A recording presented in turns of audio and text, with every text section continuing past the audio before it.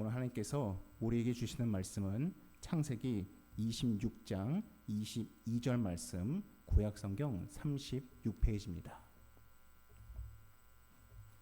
창세기 26장 22절 말씀, 구약성경 36페이지입니다.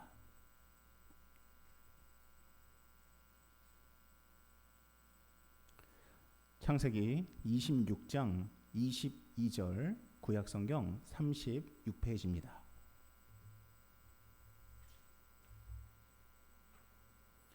창세기 26장 22절 말씀 제가 봉독하겠습니다.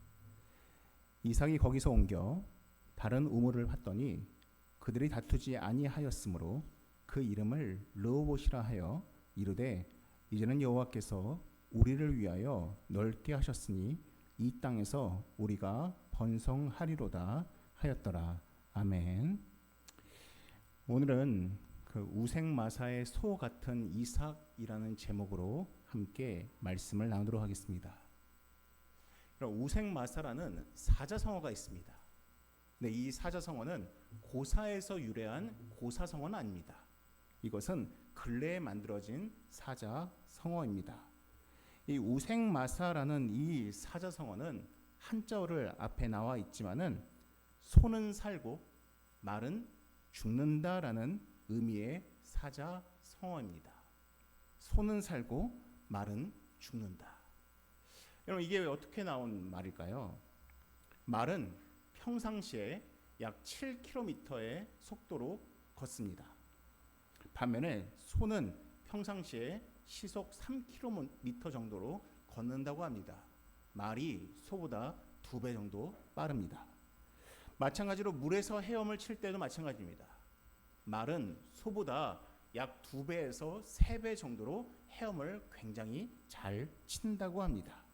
그래서 일반적인 물, 즉 평온한 물에서는 물속에서는 말이 소보다 훨씬 잘 빠르게 물속에서 나올 수가 있습니다. 그런데 평상시가 아니라 물이 거셀 때 혹은 물의 양이 많아서 그 속도가 빠르고 도저히 감당할 수가 없을 때는 정 다른 결과를 낳는다고 합니다. 최근 남부 지역에 큰 비로 인해서 많은 농가가 피해를 입었습니다.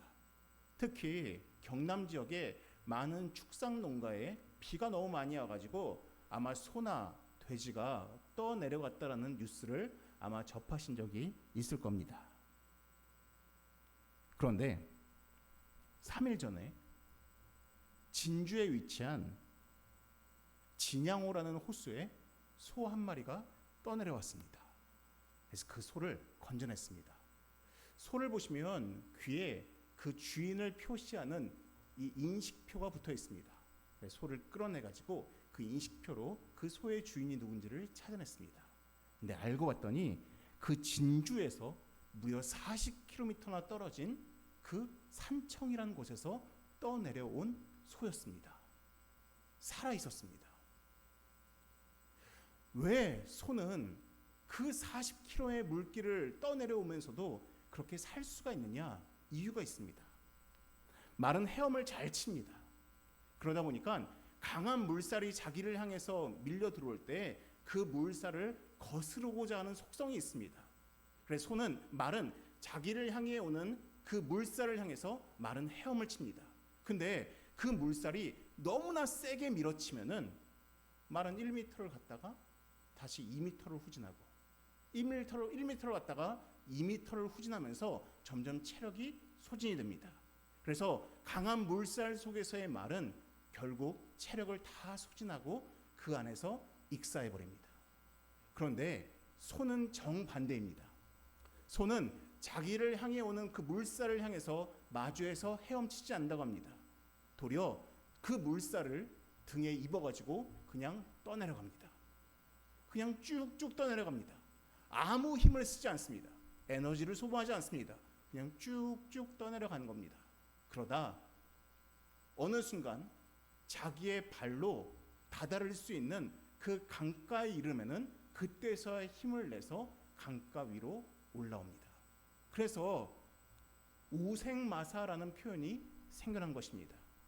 이러한 거센 물결 속에서 말은 죽지만 소는 살아난다고 해서 바로 우생마사라는 표현이 생긴 것이고, 바로 며칠 전에 우리는 진주의 그 진양호에서 그 모습을 실제로 목도하게 된 것이었습니다. 이 우생마사의 사자성어에 나오는 소를 보면은 저 개인적으로는 떠오르는 인물이 있습니다. 바로 오늘의 주인공 이삭입니다. 이삭은 참 우생마사에 나오는 소 같습니다. 아마 여러분 가운데서는 이삭에 대해서 어렴풋이 알고 있거나 어떠한 단편적인 모습을 아시는 분들이 대부분일 것입니다. 여러분 성경에 보시면 이삭의 비중은 그렇게 많지가 않습니다. 성경에는 이삭에 관련된 이야기가 총 4가지가 있습니다. 이삭의 이야기가 4가지가 있는데 그중 3가지의 이야기에서 이삭은 조연에 불과합니다. 여러분들이 알고 있는 첫 번째 이야기가 있습니다. 하나님께서 아브라함에게 그의 아들을 바치라 하는 이야기입니다. 하나님께서 아브라함에게 이삭을 요구하셨습니다. 그 이야기에서 이삭은 주인공이 아닙니다. 조연입니다. 두 번째 이야기가 있습니다. 이삭의 아내가 된 리브가를 아브라함의 종이 얻어오는 이야기입니다. 근데 여기에서도 이삭은 주인공이 아닙니다. 조연입니다. 세 번째 이야기가 있습니다. 이삭이 말년에 그의 아들들에게 축복을 해주는데 야곱이 아버지 이삭을 속여서 장자권을 가로채는 이야기가 있습니다. 거기에서도 주인공은 야곱이지 이삭이 아닙니다. 이처럼 이 3가지의 이야기에서 우리는 이삭이 어떠한 믿음의 소유자인지를 잘 알 수가 없습니다. 그런데 오늘 우리가 살펴볼 이야기에서 이삭은 주인공입니다. 이 이야기를 통해서 우리는 이삭이 어떠한 믿음의 소유자인지 또한 어떠한 사람인지를 우리가 자세히 살펴볼 수가 있습니다. 그리고 그 모습을 살펴본다면 여러분 또한 저와 마찬가지로 이삭이 참 물결 위에 그냥 휩쓸려가는 소와 같구나라는 것을 아마 느끼실 수가 있을 것 같습니다. 이 이삭의 이야기는 24장 62절에서 시작이 됩니다. 창세기 24장 62절을 보시면은 거기에 이런 말씀이 있습니다. 그때 이삭이 브엘라 헤로이에서 왔으니 그가 네게브 지역에 거주하였음이라라고 되어 있습니다. 앞을 보시면 지도가 나와 있는데 2번이라고 숫자가 붙인 저 지역이 바로 브엘라 헤로이로 여겨지는 지역입니다. 저기는 네게브에 속한 땅입니다. 네게브란 히브리어로 남쪽이란 뜻이고 저기에는 황무지밖에 없는 굉장히 벌판 같은 곳이었습니다. 이삭이 브엘라 헤로이에 거주하고 있다가 거기에서 아내 리브가를 맞이하게 되었다는 것이 바로 시작입니다. 시간이 지났습니다. 브엘라 헤로이에 거주하던 이삭이 이제는 거처를 옮기게 되었습니다. 그 기간 동안 아브라함 그의 아버지는 죽게 되었고 이제는 이삭이 그 집안의 가장이 되었습니다. 이 브엘라 헤로이에 거주하던 이삭이 지역을 옮기게 되는데 그 옮긴 지역이 바로 26장 1절에 언급이 됩니다. 창세기 26장 1절을 보시면은 1절에 이렇게 표현되어 있습니다. 아브라함 때 첫 흉년이 들었더니 그 땅에 또 흉년이 들매 이삭이 그랄로 가서 블레셋 왕 아비멜렉에게 이르렀다라고 되어 있습니다. 그의 아버지 때에도 흉년을 경험했는데 이제는 이삭의 때에도 흉년을 맞이하게 되었습니다. 원래 거주하던 네게브 지역의 브엘라 헤로이는 황무지였습니다. 그러니 흉년을 만났으니 아마 그 타격이 더 심했을 것입니다. 그래서 그나마 목초를 조금 볼 수 있는 그랄 지역으로 옮겼습니다. 그 그랄 지역은 블레셋 왕 아비멜렉이 다스리던 곳이었습니다. 근데 이때 이 이삭의 마음에 들 수 있는 마음이 있습니다. 그게 무슨 마음이냐? 아브라함 때에도 흉년이 들었습니다. 그때 아브라함은 가나안 땅을 벗어나서 애굽으로 피신을 갔습니다. 그것을 이삭은 알고 있습니다. 그러니 아마 이삭도 이 흉년의 때에 우선 그랄로 옮기긴 했지만은 아마 그의 마음속에 나도 아버지가 했던 것처럼 애굽으로 옮기고 싶다라는 마음이 분명히 들었을 것입니다. 근데 이것을 하나님도 알고 계셨습니다. 그래서 하나님께서 2절에서 4절에 이르는 말씀을 이삭에게 말씀하십니다. 26장 2절부터 4절입니다. 여호와께서 이삭에 나타나 이르시되 애굽으로 내려가지 말고 내가 내게 지시하는 땅에 거주하라. 이 땅에 거류하면 내가 너와 함께 있어 내게 복을 주고 내가 이 모든 땅을 너와 내 자손에게 주리라. 내가 내 아버지 아브라함에게 맹세한 것을 이루어 내 자손을 하늘의 별과 같이 번성하게 하며 이 모든 땅을 내 자손에게 주리니 내 자손으로 말미암아 천하 만민이 복을 받으리라 라고 말씀하십니다.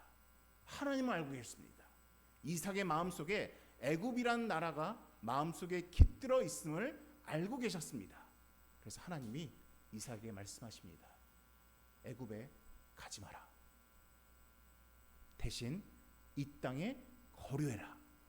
그랄 땅에 머물러라 라고 말씀하십니다. 그러면 내가 너에게 많은 복을 허락하겠다라고 말씀하고 계시는 것입니다. 근데 여기에 덧붙이는 말씀이 5절에 나와 있습니다. 5절에 이렇게 말씀하십니다. 이는 아브라함이 내 말을 순종하고 내 명령과 내 계명과 내 율례와 내 법도를 지켰음이라 하시니라 라고 말씀하십니다. 물론 하나님은 지금 이삭에게 말씀하십니다. 너가 내 말에 순종하면 내가 너에게 복을 주겠다. 근데 6절에 덧붙여 하신 말씀이 있습니다. 5절에 덧붙여 하신 말씀이 있습니다. 그것이 무엇입니까? 내가 너한테 이렇게 복을 주는 이유는 너의 아버지의 믿음과 순종 때문이다 라고 말씀하고 계시는 것입니다. 여러분, 어떠한 사람들은 모태신앙에 대해서 부정적으로 말을 하는 사람들도 있습니다. 신앙이 뭐 뜨겁지 않다, 신앙에 열성이 없다, 뭐 이렇게 말하는 경우도 있습니다.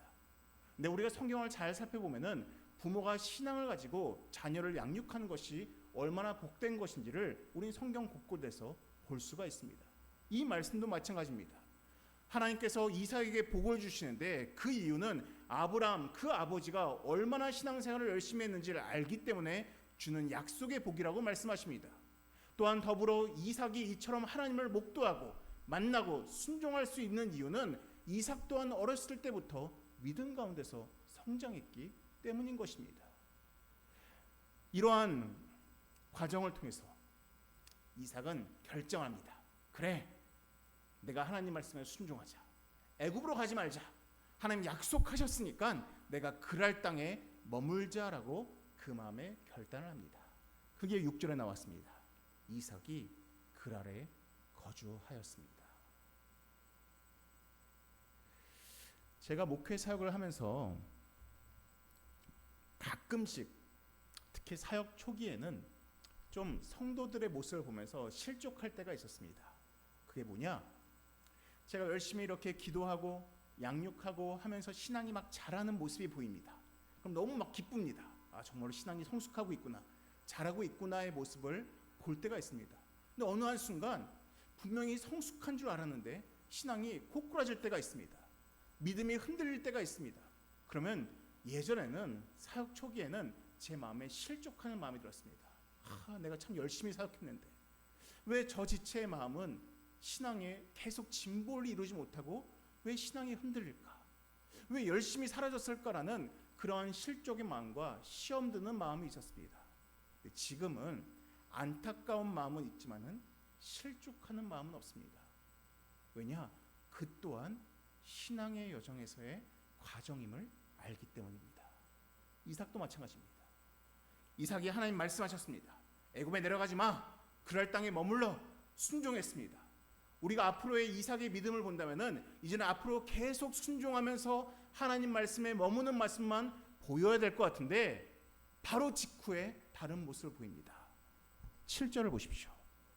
그곳 사람들이 그의 아내에 대하여 물으매 그가 말하기를 그는 내 누이라 하였으니 리브가는 보기에 아름다움으로 그곳 백성이 리브가로 말미암아 자기를 죽일까 하여 그는 내 아내라 하기를 두려워함이었습니다 라고 말하고 있습니다. 아내가 너무 이뻤습니다. 그래서 사람들이 자기를 죽이고 아내를 취할까 겁이 났습니다. 이삭이 겁을 내는 것은 자기의 아내를 빼앗길까 봐 겁을 낸 게 아닙니다. 자기를 죽일까 봐 걱정이 돼서 겁을 낸 겁니다. 그래서 리브가를 아내로 하지 않고 누이라고 이야기합니다.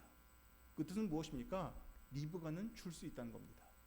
하지만 자기는 죽이지 않을 거라는 그러한 생각 속에 자기의 아내를 누이라고 속이고 있는 것입니다. 분명 앞서서 하나님께서 내가 너에게 복 주겠다, 내가 너와 함께 하겠다, 내가 너를 지켜주겠다, 보호해 주겠다라고 약속하셨는데 바로 뒤이어서 자기의 아내를 빼앗기고 자기는 죽을까 바라는 그 염려함 속에 그는 거짓으로 자기 아내를 누이라 속이고 있는 것입니다. 그런데 저는 8절의 말씀을 보면서 제 눈에 들어오는 한 단어가 있습니다. 그게 무엇입니까? 오래라는 단어입니다. 이삭이 거기 오래 거주하였더니라고 되어 있습니다. 오랜 기간 동안 이삭이 염려하던 일이 벌어지지 않았던 것입니다. 우리가 살면서 이삭이 품었던 이러한 걱정들을 할 때가 있습니다. 혹시 이러면 어쩌지? 저러면 어쩌지? 그래서 우리가 나름대로는 때로는 하나님 말씀에 불순종하면서 하나님 말씀을 어기면서 내가 생각하는 그 걱정과 염려가 되는 요소를 제거할 때가 있습니다. 이삭이 그러했습니다. 그 염려를 제거하기 위해서 하나님 말씀에 거짓된 방법으로 그는 그 일을 취하였습니다. 그런데 성경은 보십시오. 그가 걱정하던 그 일들이 오랫동안 발생하지 않았다고 이야기하고 있습니다. 심지어 어느 날 이삭이 리브가를 껴안고 있었는데 그 왕이 보았습니다. 깜짝 놀랐습니다. 그래서 이삭을 불렀습니다. 야, 네 누이라고 했는데 왜 안고 있냐라고 추궁합니다. 그래서 이삭이 이야기합니다. 실은 내 아내였다라고 이야기합니다. 그때 아비멜렉이 무슨 반응을 보이는지 아십니까? 성경에 나와 있습니다. 9절과 10절입니다. 아비멜렉이 이삭에게 이렇게 이야기합니다. 그가 분명히 내 아내건을 어찌 내 누이라 하였느냐? 이삭이 그에게 대답하되 내 생각에 그로 말미암아 내가 죽게 될까 두려워하였음이로다. 이때 아비멜렉이 화를 내면서 이야기합니다. 내가 어찌 우리에게 이렇게 하였느냐? 백성 중 하나가 내 아내와 동침할 뻔하였도다. 내가 죄를 우리에게 입혔으리라 라고 이야기하면서 아비멜렉이 왕권으로 명령합니다. 11절에 나옵니다. 이 사람이나 그의 아내를 범하는 자는 죽이리라 라고 이야기하였습니다. 얼마나 이삭의 걱정이 기우였는지를 알게 되는 것입니다. 처음부터 그가 솔직하였더라면 그는 이런 걱정의 일들을 당하지 않을 수 있었습니다. 그런데 그는 마음속에 쓸데없는 걱정과 염려로 그 마음에 짐을 지운 상태로 심지어 거짓말까지 하면서 그 오랜 시간을 마음속에 짐을 가지고 살았던 것입니다. 하지만 그는 결국 알게 되었습니다. 그의 걱정이 얼마나 쓸모없었는지를 알게 되었고 참으로 하나님께서 자신을 보호하고 계시다는 그 약속을 얼마나 하나님이 신실하게 지키고 계신지를 그는 이삭은 이 사건을 통해서 알게 되었던 것입니다. 이를 통해서 이제 이삭의 믿음은 조금 더 강건해졌습니다. 이제는 이삭은 보게 되었습니다. 나의 걱정보다도 더 놀랍게 역사하시는 그 하나님의 그 역사하심을 그는 보게 된 것이었습니다. 저는 이때가 바로 이삭이 그 우생마사에 나오는 소가 될 수 있는 그 분기점이 되었다라고 생각합니다. 그 전까지는 아직은 그 믿음이 좀 연약했습니다. 근데 자기 아내를 누이라 속였으나 결국 하나님께서 이 모든 걸 보호하고 계심을 통해서 그는 그의 믿음이 더 단단해졌습니다. 그리고 새로운 사건이 발생합니다. 그 전에 성경은 12절과 13절에 이삭의 삶에 대해서 묘사합니다. 이삭이 그 땅에서 농사하여 그 해에 100배나 얻었고 여호와께서 복을 주심으로 그 사람이 창대하고 왕성하여 마침내 거부가 되었다라고 이야기합니다. 여러분 12절과 13절 말씀이 조금 의아하지 않습니까? 여러분 의아함을 발견할 수 있는 분이라면은 여러분 굉장한 분입니다. 왜 제가 의아하다고 말씀한지 아십니까? 여러분 이삭의 아버지의 직업이 무엇이었습니까? 이삭의 아버지는 유목민이었습니다. 소와 양과 염소를 치는 이곳저곳을 다니면서 가축물을 가지고 부를 일궈내던 사람이었습니다. 근데 그의 아들은 농사를 짓기 시작합니다. 이삭이 가나안 땅에서 농사를 짓기 시작한 것입니다. 근데 그 생소한 농사로 무려 100배의 소출을 얻게 되었다라고 이야기하고 있는 것입니다. 이삭은 이 과정을 통해서도 하나님이 자기와 함께하고 계시다는 그 사실을 이삭은 더 목도하고 체험했을 것입니다. 근데 드디어 일이 벌어집니다. 14절을 보시면 블레셋 사람들이 그를 시기해서 이삭이 애용하던 그 우물을 다 막아버립니다. 그러자 어쩔 수 없이 아비멜렉이 16절에 보시면 아비멜렉이 이삭에게 이야기를 합니다. 사람들이 많이 시기하게 되었으니까 너는 우리를 떠나라라고 이야기를 합니다. 그래서 어쩔 수 없이 이삭은 그랄을 떠나게 됩니다. 그리고 도착한 곳이 바로 그랄 골짜기였습니다.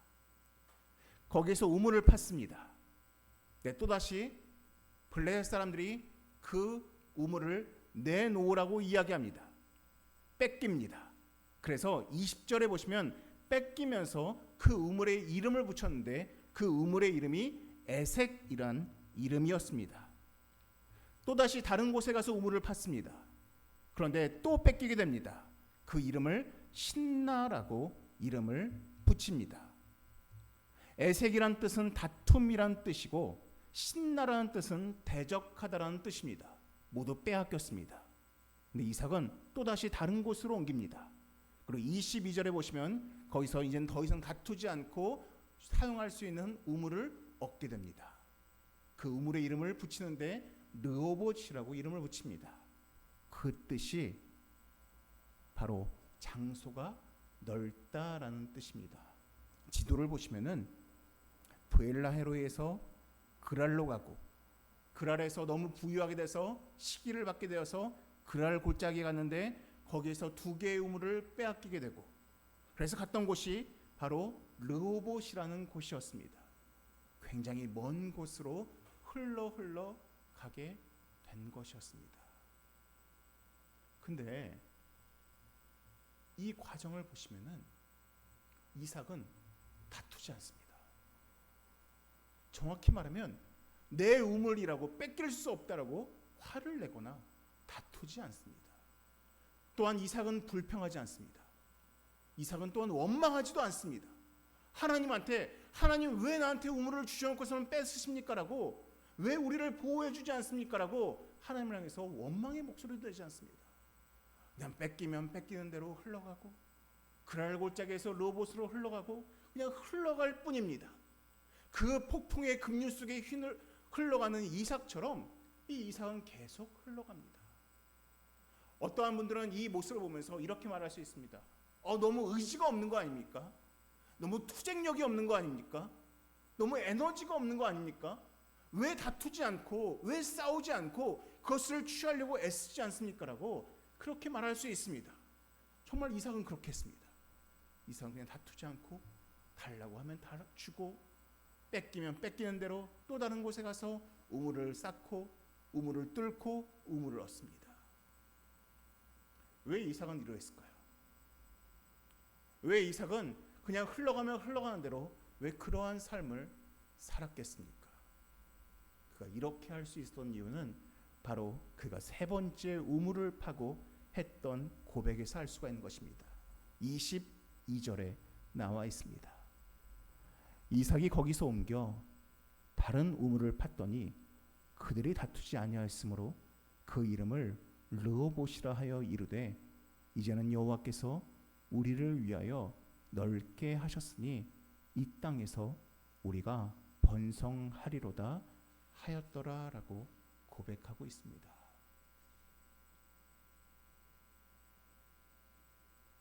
이삭은 알고 있었습니다.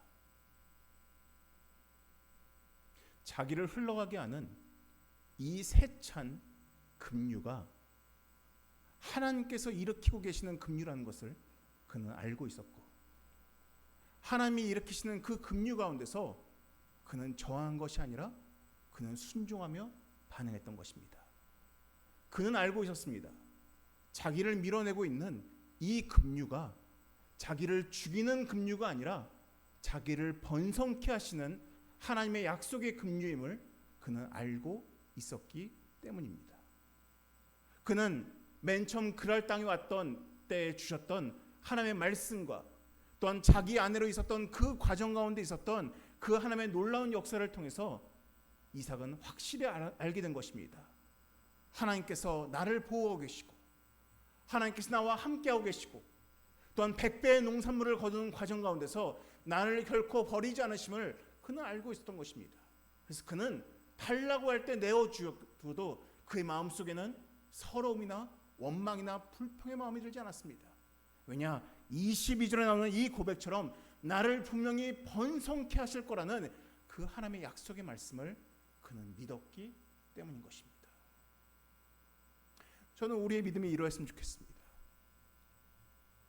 물론 우린 때로는 이삭처럼 때로는 믿을 때도 있고 때로는 뒤처질 때도 있고 때로는 믿을 때도 있고 때로는 의심할 때도 있고 때로는 전진할 때도 있고 때로는 후퇴할 때가 있을 수 있습니다. 하지만 그 과정을 통해서 우리 안에 굳건해져야 되는 것이 있습니다. 내가 보내고 있는 이 시간의 흐름들이 결코 나를 죽이는 것이 아니라 하나님 안에서 나를 주장하고 계시고 하나님 안에서 나에게 복 주시고 계시는 그 시간의 흐름임을 또한 환경의 흐름임을 우리가 믿음으로 고백할 수 있어야 한다는 것입니다. 이삭은 그걸 알고 있었습니다. 그래서 이삭이 23절에 보시면 어디로 올라가느냐? 브엘세바에 올라갑니다. 브엘세바가 어떤 곳인지 아십니까? 자신의 아버지 아브라함이 하나님께 제사를 드렸던 곳입니다. 거기에 이삭이 찾아갑니다. 그때 밤중에 하나님께서 이삭에게 나타나십니다. 24절의 말씀을 하나님께서 허락하십니다. 우리 26장 24절의 말씀 우리 같이 함께 읽도록 하겠습니다. 시작. 그 밤에 여호와께서 그에게 나타나 이르시되 나는 내 아버지 아브라함의 하나님이니 두려워하지 말라. 내 종 아브라함을 위하여 내가 너와 함께 있어 내게 복을 주어 내 자손이 번성하게 하리라 하신지라. 아멘. 하나님이 다시 한번 약속하십니다. 그랄 땅에서 나타나셨던 그 하나님이 다시 브엘세바에 나타나셔서 말씀하십니다. 내가 너를 반드시 번성케 하리라. 이삭이 거기에 제단을 쌓고 하나님께 예배를 드립니다. 근데 우물을 파니까 또 물이 나옵니다. 근데 그때 자신을 쫓아내었던 아비멜렉이 이삭을 찾아옵니다. 그리고 그 아비멜렉을 본 이삭이 27절과 같이 이렇게 이야기합니다. 나를 미워해서 나를 떠나겠거늘 왜 나한테 왔느냐라고 이삭이 아비멜렉에게 묻습니다. 근데 아비멜렉이 뭐라고 말하는지 아십니까? 아비멜렉이 28절과 29절의 이야기를 합니다. 여호와께서 너와 함께 계심을 우리가 분명히 보았으므로 우리의 사이 곧 우리와 너 사이에 맹세하여 너와 계약을 맺으리라 말하였노라. 너는 우리를 해하지 말라. 이는 우리가 너를 범하지 아니하고 선한 일만 내게 행하여 내가 평안히 가게 하였음이라. 이제 너는 여호와께 복을 받은 자니라. 얼마나 역전된 인생을 보고 계십니까? 처음에는 이삭을 내어 쫓고 이삭의 우물을 빼앗던 그 아비멜렉과 블레셋 사람들이 이제는 와서 도리어 말합니다. 우리를 쫓지 말아달라. 우리를 해하지 말아달라. 그러니 우리가 화친의 약속으로 우리가 언약을 맺자라고 이야기하고 있는 것입니다. 역전된 인생을 이제 이삭이 보게 된 것이었습니다. 여러분, 이 이야기가 이삭이 주인공인 이야기이고 이 이야기가 바로 이삭의 믿음이 어떠했는지를 잘 보여주는 이야기입니다. 하나님께서 우리에게 분명히 약속을 통해서 말씀하셨습니다. 내가 너와 함께 하겠다. 내가 너의 평생토록 너를 지키고 보호해 주겠다라고 주님은 우리 성경 말씀을 통해서 수없이 우리에게 약속하십니다. 때론 우리가 그랄 땅에 머문 이삭처럼 순종할 때도 있지만은 자기의 아내를 누이라 속인 것처럼 때로는 불순종할 때도 있습니다. 하지만 괜찮습니다. 우리가 믿음이라는 그 영역에 머물러 있으면은 그 과정을 통해서 우리의 믿음은 성숙해 갈 수 있습니다. 그리고 우리가 그 과정 가운데 있으면 우리는 분명히 보게 됩니다. 우리가 지금 타고 있는 시간과 환경의 이 흐름이 때로는 그 물결이 때로는 우리가 감당하지 못하는 그 역류들이 우리를 죽이고자 하는 것이 아니라 하나님께서 우리로 하여금 목적지에 이르도록 하는 그러한 물길임을 우리가 깨달을 수 있게 된다라는 것입니다. 사랑하는 성도 여러분, 분명 우리는 때로는 말처럼 달릴 때도 있습니다. 달려야 될 필요가 있을 때도 있습니다. 하지만 때로는 우리가 이 이삭처럼 하나님이 허락하시는 그 환경 가운데 순응하며 때로는 믿음 가운데서 기다릴 필요도 있다라는 것입니다. 사랑하는 성도 여러분, 여러분들이 각자가 어떠한 환경에 있는지 저는 모르지만 때로는 여러분들이 어찌할 줄을 알지 못할 때 때로는 이삭처럼 하나님께 여러분들의 삶을 내어 맡기고 그렇게 흘러갈 수 있는 여러분 되시기를 주님의 이름으로 축원합니다. 기도하시겠습니다. 사랑이 많으신 하나님 아버지, 때로는 우리가 주의 말씀을 붙잡고 다름박질하고 뛰어갈 때도 있겠지만 때로는 우리가 이삭처럼 우리가 삶 가운데서 때로는 순응하고 때로는 그냥 하나님께 맡겨드리고 그냥 흘러갈 때가 있음을 우리가 깨닫게 하시고 참으로 우리가 이삭처럼 나의 삶에 나의 평생에 우리의 삶을 번성케 하시는 분이 하나님이십니다라고 우리가 잊지 않고 고백할 수 있는 우리가 되게 하여 주시옵소서. 이 모든 말씀 예수님의 이름으로 기도드립니다. 아멘.